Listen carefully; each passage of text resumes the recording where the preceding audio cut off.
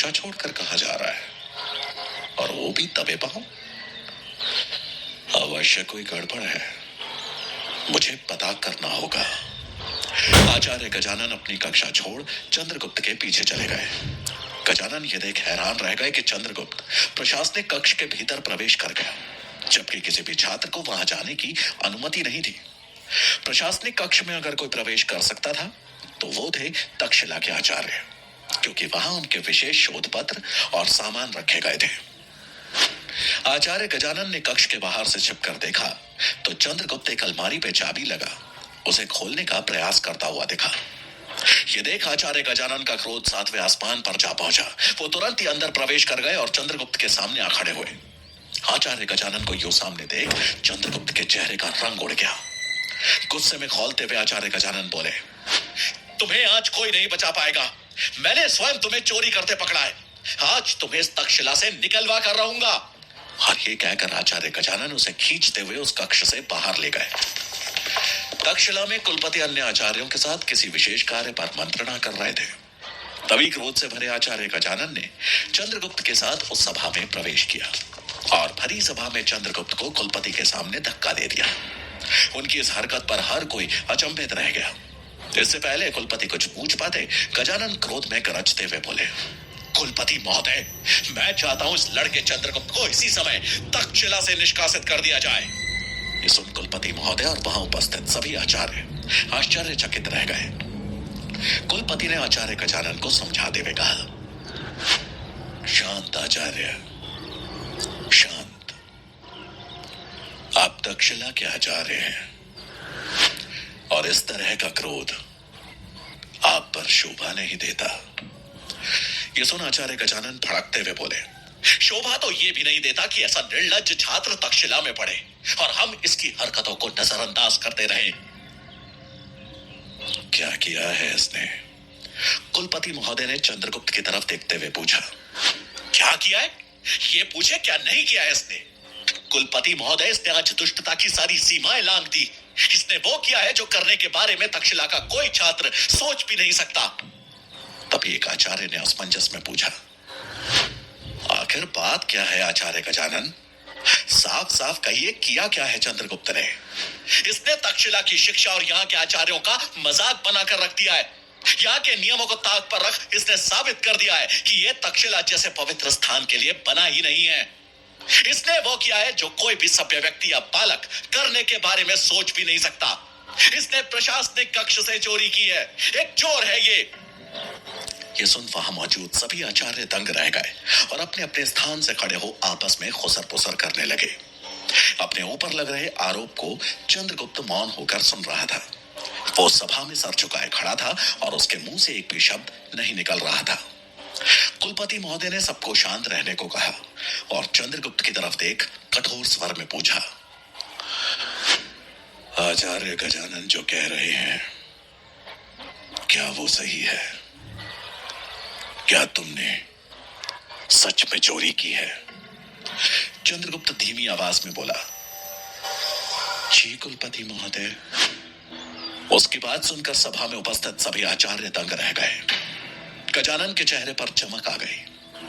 वो कुलपति की तरफ देखते हुए बोले, देखा कुलपति महोदय, आपने देखा कितना निर्लज्ज बालक है ये। स्वयं ही अपनी चोरी स्वीकार कर रहा है। तक्षशिला के सम्मानित आचार्यों के सामने मेरी विनती है कि बिना देरी किए इसे तुरंत ही यहां से निष्कासित किया जाए। कुलपति महोदय को विश्वास नहीं हो रहा था कि चंद्रगुप्त चोरी कर सकता है, क्योंकि आचार्य चाणक्य जैसा दूरदृष्टि रखने वाला व्यक्ति एक चोर बालक को कभी तक्षशिला में लेकर नहीं आ सकता था। लेकिन चंद्रगुप्त तो स्वयं ही अपना अपराध स्वीकार कर रहा था, इसलिए संदेह की कोई बात ही नहीं थी। ना चाहते हुए भी कुलपति महोदय को आचार्य गजानन की बात माननी ही पड़ी। वो समस्त सभा को संबोधित करते हुए बोले, क्योंकि चंद्रगुप्त ने अपना अपराध स्वीकार कर लिया है, इसलिए उसे अभी के अभी तक्षशिला से निष्कासित किया जाता है। ये सुनते ही चंद्रगुप्त के चेहरे का रंग उड़ गया। उसकी आंखों से आंसू बहने लगे और वो दीनहीन दृष्टि से कुलपति की तरफ देखने लगा। कुलपति का फैसला सुनकर आचार्य गजानन मन ही मन मुस्कुरा उठे, क्योंकि उन्हें अपनी जीत पर बहुत गर्व महसूस हो रहा था। कुलपति महोदय आगे बोले, चंद्रगुप्त, तुम इसी समय, इसी क्षण तक्षशिला के बाहर चले जाओ। तभी सभा में एक भारी आवाज गूंजी, रुकिए कुलपति महोदय। सबने आवाज की दिशा में देखा तो आचार्य चाणक्य भवन के द्वार पर खड़े थे। भारी कदमों के साथ चाणक्य ने सभा में प्रवेश किया और कुलपति महोदय को हाथ जोड़कर प्रणाम किया। आचार्य चाणक्य को आया देख चंद्रगुप्त ने सम्मान सहित उनको प्रणाम किया, उनके पैरों में गिर पड़ा। आचार्य चाणक्य ने उसे उठाया और प्यार से उसके सिर पे हाथ फेरा और आचार्य गजानन की तरफ देखा। आचार्य गजानन चाणक्य को जीवित देखकर हैरान थे। उन्होंने अपने दांतों तले अपनी जीभ दबा ली और मन में सोचते हुए बोले, बचकर आ गया पर कोई बात नहीं, आज इसके शिष्य को कोई नहीं बचा पाएगा। आचार्य गजानन चाणक्य की तरफ देखते हुए बोले, अच्छा हुआ आप आ गए आचार्य चाणक्य। देख रहे हैं आपका यह भावी सम्राट एक चोर है। आप एक चोर को तक्षशिला लेकर आए हैं और इसे लेकर आप भारतवर्ष का निर्माण सोच रहे हैं। आचार्य गजानन के तीखे शब्द विष लगे तीर की तरह आचार्य चाणक्य को चुभे। चाणक्य कठोर स्वर में बोले, मैं चंद्रगुप्त को दंड अवश्य दूंगा, लेकिन उससे पहले मैं यह जानना चाहूंगा कि चंद्रगुप्त ने क्या चोरी किया और किन परिस्थितियों में किया, क्योंकि न्याय सिर्फ एक पक्ष की बात सुनकर नहीं किया जा सकता। न्याय की पहली परिभाषा यही है कि गलती से भी कोई निर्दोष दंडित ना होने पाए। ऐसा कह चाणक्य ने चंद्रगुप्त से प्रश्न करते हुए कहा, तुमने आचार्यों के प्रशासनिक कक्ष से क्या चोरी किया? चंद्रगुप्त ने एक चाबी निकालकर कुलपति के सामने रख दी। उस चाबी को देखकर एक आचार्य ने आश्चर्य में कहा, ये तो उस अलमारी की चाबी है जिसमें आचार्य भृगु के वर्षों की मेहनत द्वारा लिखे गए शोध पत्र रखे हुए हैं। लेकिन ये चाबी तो प्रशासनिक कक्ष के रक्षा सैनिक के पास होती है, तुम्हें कैसे प्राप्त हुई? आचार्य भृगुनंद भी वहीं मौजूद थे और वो भी ये देख हैरान थे। आचार्य चाणक्य चंद्रगुप्त की तरफ देखते हुए बोले, कहो चंद्रगुप्त, ये चाबी कहां से प्राप्त हुई तुम्हें? चंद्रगुप्त दबी आवाज में बोला, मैंने ये चाबी रक्षा सैनिक के चाबियों के गुच्छे से चुराई है। ये सुनते ही सब हैरान रह गए। चाणक्य ने आगे प्रश्न करते हुए कहा, और ऐसा तुमने क्यों किया? चंद्रगुप्त अपना पक्ष रखते हुए बोले, आचार्य भृगुनंद के शोध पत्रों को सुरक्षित रखने के लिए। यदि मैं ऐसा नहीं करता तो वर्षों की मेहनत के पश्चात जो शोध पत्र उन्होंने तैयार किए हैं वो नष्ट कर दिए जाते। चंद्रगुप्त की बात सुनकर आचार्य भृगुनंद आश्चर्य में बोले, ये क्या कह रहे हो चंद्रगुप्त? भला मेरे शोध पत्रों को कौन नष्ट करता? चंद्रगुप्त उनकी तरफ देखते हुए बोला, ये मैं नहीं जानता आचार्य, लेकिन आपके ही शोध पत्रों को सुरक्षित करने के लिए मैंने इस चाबी की चोरी की। ये सुन आचार्य गजानन भड़कते हुए बोले, झूठ की भी एक सीमा होती है, लेकिन इसके झूठ की तो कोई सीमा ही नहीं है। इसे ये पता है कि कोई आचार्य भृगु के शोध पत्र नष्ट करना चाहता था, लेकिन वो कौन है ये इसे नहीं पता। आश्चर्य। उसके बाद सुनकर चाणक्य बोले, शांत आचार्य गजानन, चंद्रगुप्त सत्य कह रहा है या नहीं, इसका प्रमाण अभी मिल जाएगा। और फिर ऊंचे स्वर में चाणक्य ने किसी को आवाज लगाते हुए कहा, सूरजमल, उन्हें ले आओ। उनकी आवाज सुनकर सूरजमल दो व्यक्तियों को अपने साथ लेकर आया और उसने उन्हें कुलपति के सामने खड़ा कर दिया। सभी ने उन्हें ध्यान से देखा।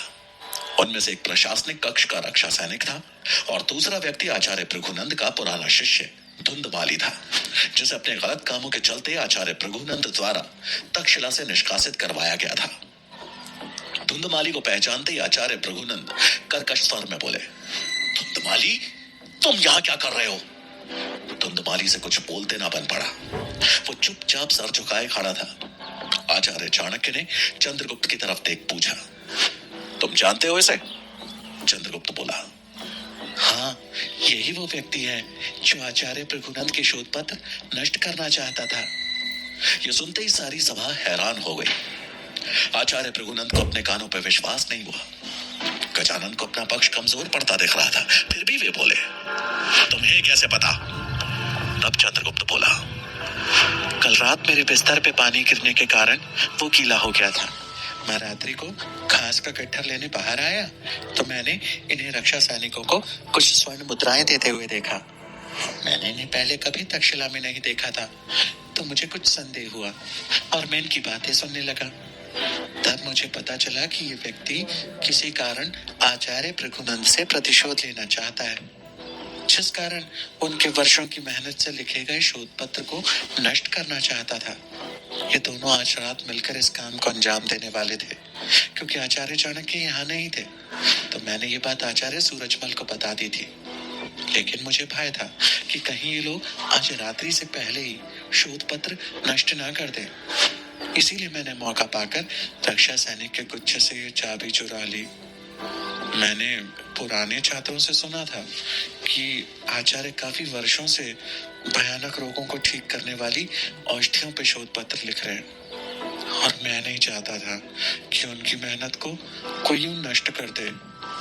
इसीलिए आज ही मैं उन शोध पत्रों को कहीं सुरक्षित रखना चाहता था, लेकिन उससे पहले आचार्य गजानन ने मुझे पकड़ लिया। उसकी बात सुनकर सारी सभा चंद्रगुप्त के प्रति सहानुभूति जताने लगी। आचार्य भृगु ने उठकर चंद्र को गले से लगा लिया। अब चाणक्य कुलपति की तरफ देखते हुए बोले, कुलपति महोदय, नीति कहती है कि किसी की रक्षा के लिए बोला गया झूठ या कोई भी ऐसा गलत कार्य जो समाज के हित को ध्यान में रखकर किया गया हो, वो दंड योग्य नहीं है। चंद्रगुप्त ने जो किया वो आचार्य भृगु की वर्षों की मेहनत को सुरक्षित करने के लिए किया। अब निर्णय आपको करना है। कुलपति महोदय कुछ सोचते हुए बोले, प्रशासनिक कक्ष के रक्षा सैनिक को अभी के अभी उसके पद से मुक्त किया जाता है। धुंधुमाली को इस अपराध के लिए राज्य सैनिकों को सौंपा जाए, और चंद्रगुप्त द्वारा किया गया कार्य प्रशंसनीय है, इसलिए उसे तक्षशिला से निकाला नहीं जाएगा।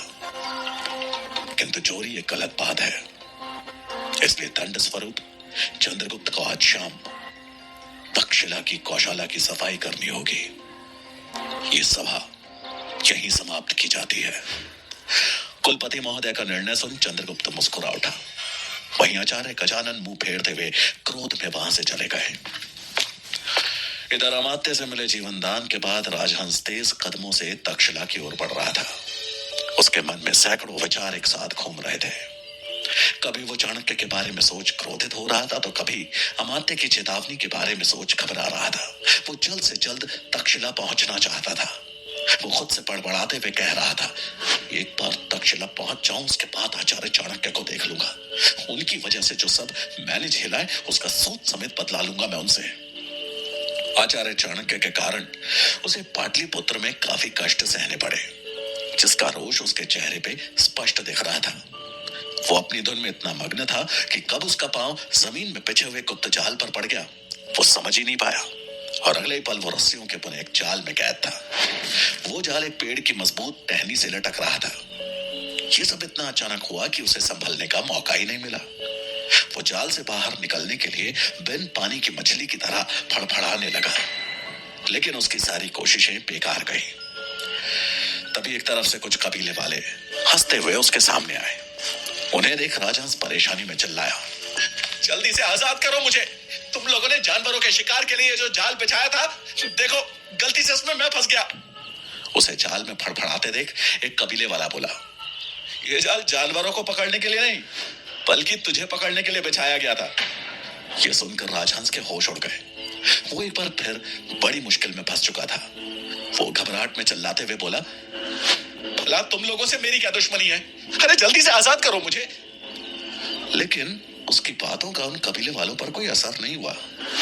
उन्होंने आपस में मंद स्वर में कुछ बात की और फिर राजहंस को अपने साथ लेकर कबीले की तरफ चल दिए। अरे कहाँ ले जा रहे हो मुझे? कौन हो तुम लोग? क्या चाहिए तुम लोगों को? राजहंस चिल्लाए जा रहा था, लेकिन जैसे कबीले वालों तक उसकी आवाज पहुंच ही नहीं रही थी। वो उसे जाल में ही कैद किए हुए कबीले में ले आए। कबीले में पहुंच वो लोग राजहंस को तांबी के सामने लेकर आए। ये वही तांबी था जिसके पुत्र को चाणक्य और चंद्रगुप्त ने बचाया था। तांबी के सामने पहुंच राजहंस ने जब उसे पकड़ने का कारण पूछा तो तांबी ने मुस्कुराते हुए कहा, हमें तो बस तुम्हें पकड़ने का आदेश मिला था। क्यों का जवाब आचार्य चाणक्य ही दे पाएंगे। आचार्य चाणक्य का नाम सुनकर राजहंस के चेहरे पे हवाइयां उड़ने लगी। वो समझ गया कि आचार्य चाणक्य से शत्रुता लेने का हर्जाना है ये। पाटलिपुत्र में राजकुमार पब्बत के तक्षशिला जाने की सभी तैयारियां हो चुकी थी।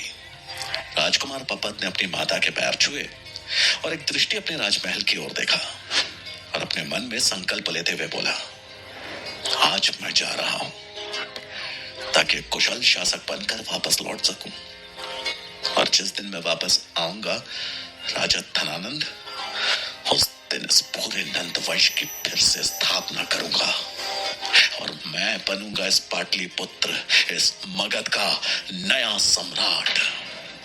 राजकुमार पब्बत की आंखों में एक संकल्प था, लेकिन वो नहीं जानता था कि उसके संकल्प और स्वप्न के बीच कोई इंसान घात लगाए बैठा था, और ये इंसान कोई और नहीं बल्कि अमात्य थे।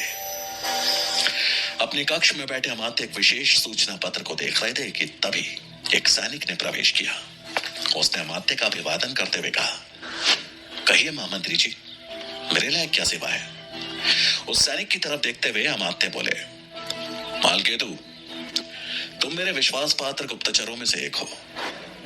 तुम्हें मैं एक बहुत ही महत्वपूर्ण कार्य सौंपने जा रहा हूं। तुम राजकुमार पब्बत के साथ तक्षशिला जाओगे और वहां उन पर कड़ी दृष्टि जमा कर रखोगे। साथ ही वहां राजहंस नामक एक ब्राह्मण भी है, जिसे हमने तक्षशिला में आचार्य चाणक्य की गतिविधियों पर दृष्टि जमाए रखने के लिए भेजा है। यदि वो ब्राह्मण कुछ भी गड़बड़ करता है या मेरे विरुद्ध जाने का प्रयास करता है तो उसे मृत्यु के पास पहुंचाना तुम्हारा दायित्व है। मालकेतु आश्वासन देते हुए बोला, आप चिंता ना करें महामंत्री जी, आपके कहे अनुसार ही कार्य होगा। और ये बोल वो वहां से निकल गया। अमात्य खुद में बात करते हुए बोले, बस एक सही चाल शंभुनाथ और चाणक्य दोनों को रास्ते से हटा देगी। मुझे बस उसी चाल पे काम करना होगा। तक्षशिला के मैदान में सभी छात्र युद्ध कला के अभ्यास में लगे हुए थे। आचार्य श्वेतांग सब पर अपनी दृष्टि जमाए हुए थे। उनके साथ आचार्य चाणक्य भी वहीं मौजूद थे। तभी तक्षशिला के द्वार पे शंख ध्वनि सुनाई दी। उस शंख ध्वनि के बजते ही सभी छात्र युद्ध कला का अभ्यास छोड़ उत्सुकतावश द्वार की तरफ देखने लगे। चंद्रगुप्त ने अपने पास खड़े छात्र से पूछा, ये शंख ध्वनि क्यों की जा रही है। उस छात्र ने उत्तर देते हुए कहा, अवश्य ही कोई सम्राट पुत्र तक्षशिला में शिक्षा ग्रहण करने आया है। जब भी किसी सम्राट का पुत्र तक्षशिला में प्रथम दिवस प्रवेश करता है तो शंख ध्वनि बजाकर ही उसका स्वागत किया जाता है। थोड़ी ही देर में तक्षशिला का द्वार खुला। राजकुमार पब्बत का रथ तक्षशिला में प्रवेश कर गया। रथ पे बैठे पब्बत को देख आचार्य चाणक्य के चेहरे पे चमक आ गई। उनकी एक बड़ी चाल कामयाब हो गई। आचार्य गजानन एक नए युवराज को यूं अचानक आता देख हैरान रह गए और आचार्य मेघनाद की तरफ देखते हुए बोले, ये नया राजकुमार कौन है।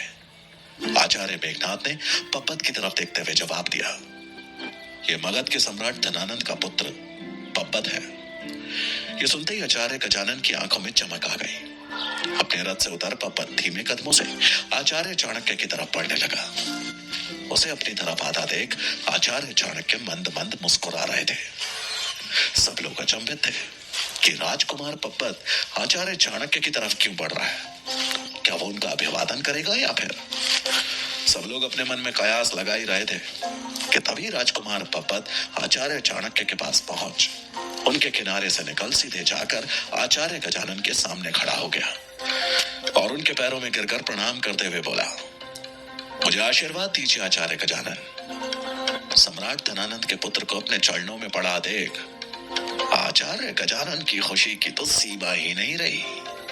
उन्होंने राजकुमार को उठाकर अपने गले से लगा लिया